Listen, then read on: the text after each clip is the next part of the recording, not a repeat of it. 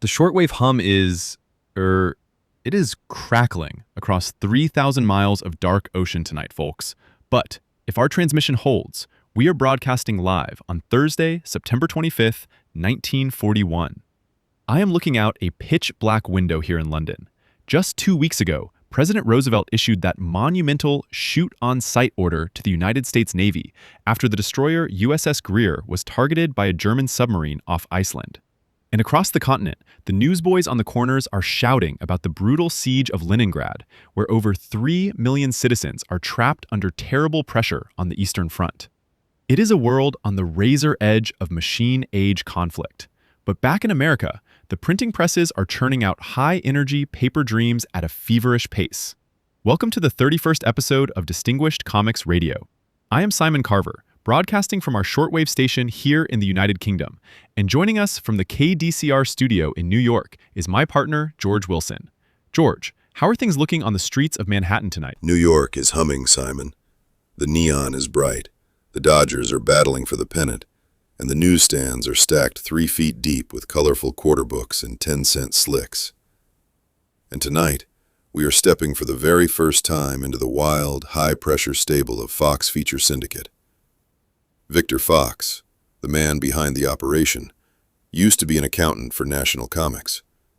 Legend has it, he looked at the sales receipts for Superman back in 1938, saw the mountain of green folding money coming in, and decided he wanted a piece of that meat pie immediately. So he set up shop at 480 Lexington Avenue, hired the Eisner and Iger packaging studio, and started pumping out comic books on a relentless, frantic schedule, where quantity mattered a whole lot more than neat little artistic polish. Lexington Avenue! Oh, I know that building well, George. Victor Fox was notorious in publishing circles for his sheer brass neck and loud suits. And in August of 1939, right on the eve of war breaking out in Europe, Fox launched Mystery Men Comics #1, featuring the debut of a brand new character created by Charles Nicholas Wojciechowski, who signed his work simply as Charles Nicholas. That character was the Blue Beetle. Now, while Superman was leaping over skyscrapers with alien strength, and Batman was brooding in a gothic manner, the Blue Beetle started out as something much more grounded. A hard-nosed rookie patrolman pounding the pavement in a dingy urban precinct. That street-level beat is precisely why he caught fire with working folks in August of 1939. We were still dragging ourselves out of the tail end of the Great Depression back then, Simon. People were tired of grand, highfalutin speeches. They wanted a guy who knew what a wet cobblestone felt like at 2 in the morning. A cop who faced down loan sharks and extortionists, using his fists and a heavy nightstick before he ever put on a fancy blue suit. It is fascinating to trace his evolution across those first 6 issues of Mystery Men Comics, George. In issue #1, Dan Garrett is a plainclothes officer wearing an ordinary suit and fedora, running around town with a heavy, bulky wireless telephone box strapped to his belt so he can call police headquarters. But by issue #2 in September of 1939, he makes a radical shift. He visits his friend Dr. Franz, a brilliant apothecary, who gives him vitamin 2X, a special chemical compound that grants Dan temporary super strength and bulletproof stamina. And along with that pill, Dan puts on a blue chainmail tunic and shorts that totally change his silhouette on the page. That blue tunic design stirred up plenty of talk among the kids in my neighborhood, Simon. Some folks called it a skirt. But if you look at Charles Nicholas's line work, it is clearly inspired by ancient Roman gladiators and medieval chainmail armor. From a practical studio perspective at Eisner and Iger, drawing a flexible mail tunic over shorts was a smart shortcut for fast-moving inkers. They did not have time to render intricate muscle anatomy like Fred Ray or Lou Fine. They needed a slick, recognizable shape that could be inked in 3 minutes flat, while the printing presses were already rolling downstairs. That tight schedule produced some extraordinarily fast-paced 4-page stories. In Mystery Men Comics #3, published in October 1939, Dan Garrett tackles a ruthless loan shark ring that forces desperate, shabbily dressed men to pay double interest or face a brutal beating. Dan disguised himself as a borrower named John Blake, took the beating himself, and then smashed into their secret lair through a glass window to deliver a crushing right hook. And at the end of every case, he leaves a small, signed Beetle note taped to the precinct door or pinned to a bound gangster, leaving Chief Burke and Officer Mike Manigan completely baffled. Issue number 4, from November 1939, hit even closer to home. A mob boss named Bull Blackheart sets up a $500 protection racket targeting young newsboys on street corners. Blackheart's thugs drive a heavy automobile right onto the curb, knocking down a paperboy and leaving him in the hospital. Dan Garrett visits the kid in his ward, hands out special Blue Beetle signal whistles to all the newsboys in the ward, and tells them to blow hard whenever trouble shows up. When Blackheart's goons try to shake down another kid, the whistle sounds. Blue Beetle drops off a fire escape, and he uses a heavy wooden ladder to scoop up 4 gangsters in one glorious sweep. Oh, those newsboy protection stories bring back such vivid memories of my early reporting days in New York, George. I remember standing outside the old Sun Building on shivering November mornings, watching those tough 12-year-old kids hustling in thin cloth caps just to bring home 40 cents for their mothers. Seeing a comic book hero stand up specifically for those vulnerable working street kids made Blue Beetle feel like a genuine guardian of the neighborhood. And by issue number 5, in December 1939, the traps get even crazier. A gang drops a solid steel cage over him in a back room, but Dan opens a secret compartment in his belt, pulls out a set of master keys and tiny steel picks, escapes into a closet trap door, and leaps through a 3rd-story window right onto the roof of the getaway car. That brings us straight to the big main course, Simon, the standalone 64-page giant, Blue Beetle number 1, published in March of 1940. The lead story, Blue Beetle 1A, gives us the comprehensive, panel-by-panel, origin story of Dan Garrett. Let us walk through these original newsstand pages, step by step. Page 3 opens on a squalid tenement apartment near a rumbling elevated train track in a large eastern city. The date is explicitly given as December 6th, 1916.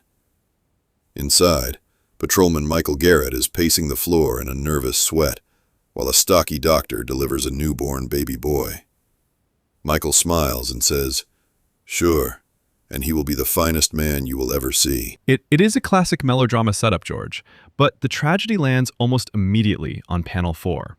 A bold newspaper headline reads, "Daily Dispatch, December 20th, 1919. Flu epidemic spreads." Young Danny Garrett is standing in a parlor filled with weeping relatives, asking where his mother is. And his father tells him, "Danny, the angels grew lonely and took her to heaven, so be a brave little boy." That loss forces Dan to become fiercely self-reliant. On page 4, we watch Dan growing up through the 1920s, working odd jobs to help his dad, and stepping in on street corners to protect smaller kids like Billy from neighborhood bullies like Butch. Page 5 moves fast, Simon. Dan studies hard, earns a full athletic scholarship to State University, and arrives on campus wearing a modest suit. The rich fraternity boys in tweed coats sneer at him because he is a scholarship kid rather than a banker's son.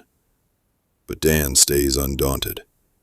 He moves into a cheap boarding house, makes friends with a fellow outsider named Nick Collins, and goes out for the varsity football team.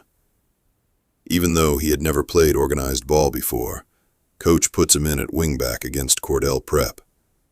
State is down 15-0 in the 4th quarter, but Dan receives a handoff on a beautiful reverse, breaks 3 tackles, and scores the winning touchdown, leading the team through an undefeated season. The sports montage on page 7 is marvelous, George.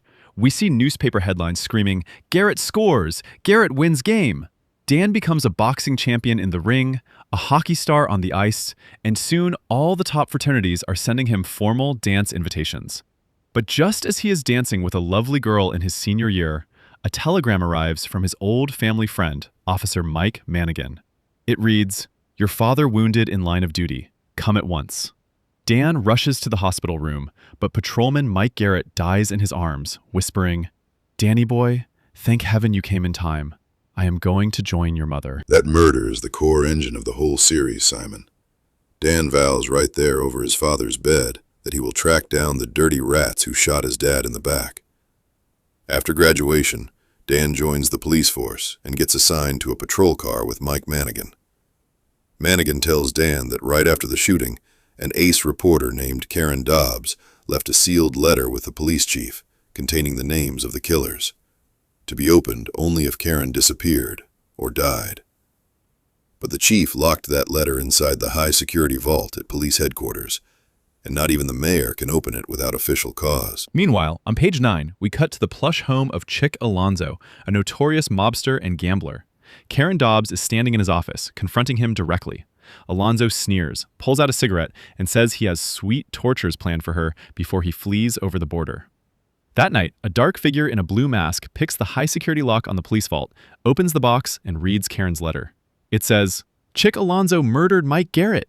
The figure replaces the letter, leaves a Blue Beetle insignia behind, and dashes out into the night to avenge his father. Page 10 delivers pure action, Simon. Alonzo's thugs are binding Karen Dobbs to a chair, while Alonzo threatens her with a flashing blade. Suddenly, Blue Beetle drops down from the ceiling rafters, hanging by his knees, and shouts, "Take your hands off that girl!" He crashes into 3 gunmen, sending them sprawling across the carpet. Karen unties herself, runs to a telephone, and calls police headquarters, while Alonzo jumps into a high-powered red touring car and speeds toward the state line at 90 miles an hour. That chase sequence on page 12 is so wildly dynamic, George.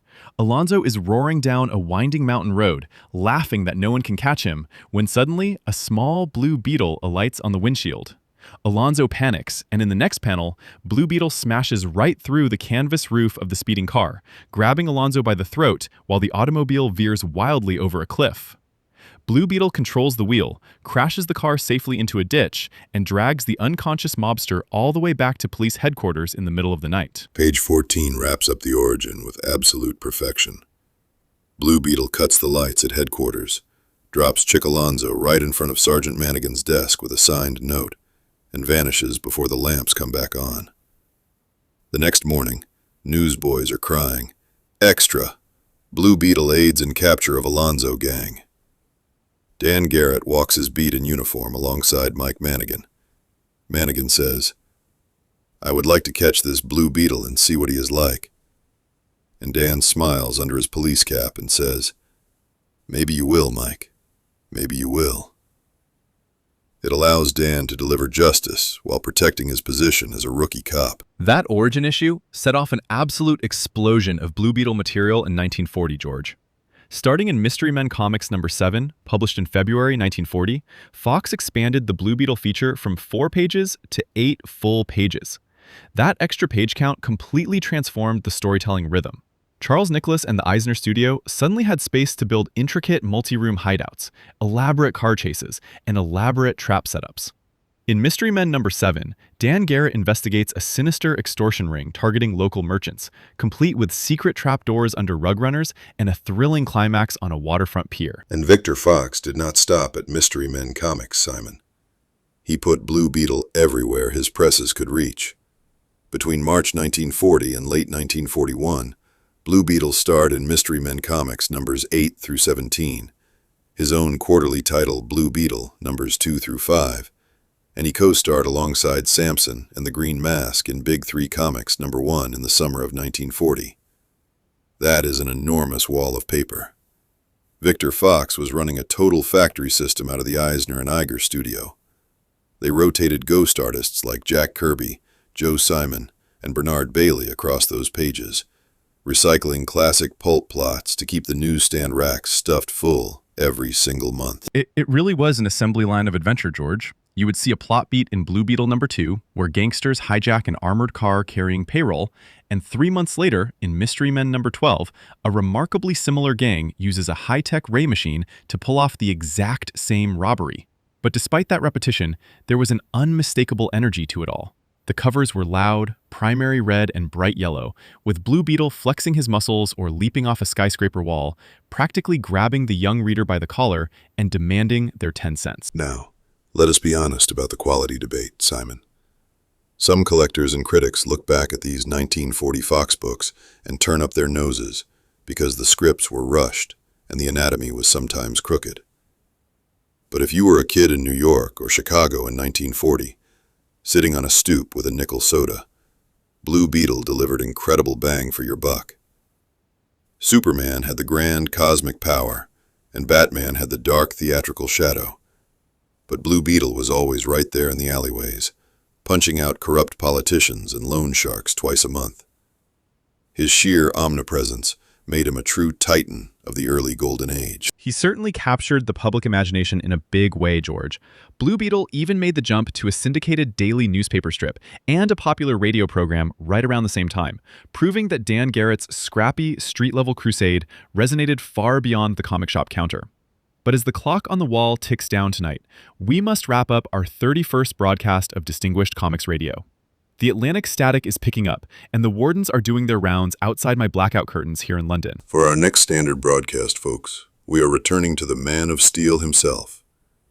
We will be diving deep into Superman's historic 1940 adventures, covering Action Comics issues 25 through 31, along with Superman numbers 7 and 8.